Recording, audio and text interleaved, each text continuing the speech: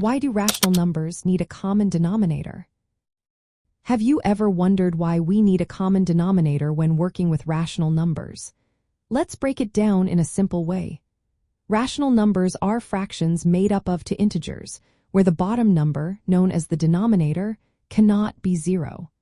When we add or subtract these fractions, having a common denominator is essential. Why is that? The denominator tells us how many equal parts the whole is divided into. If we have two fractions with different denominators, they representing different sizes of parts. For instance, one fraction might representing a pizza cut into 4 slices, while another represents a pizza cut into 3 slices. To combine these fractions, we need to make sure the slices are the same size. This is where the common denominator comes into play. A common denominator is a shared multiple of the original denominators. By finding this common base, we can rewrite both fractions so they can be easily added or subtracted. This process aligns the fractions to a common scale, making the math straightforward. To find a common denominator, we often look for the least common multiple of the denominators involved.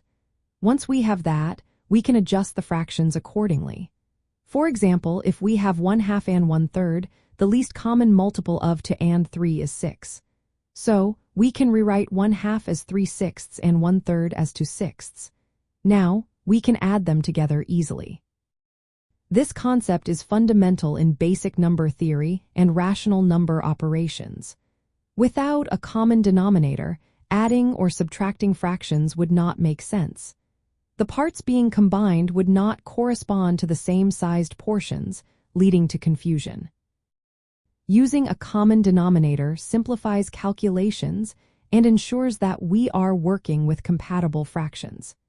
It also connects to a broader understanding of rational numbers as elements of a field, where operations like addition and subtraction must be clearly defined.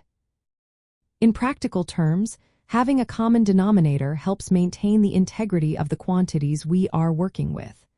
It allows us to combine fractions in a meaningful way, ensuring accurate results.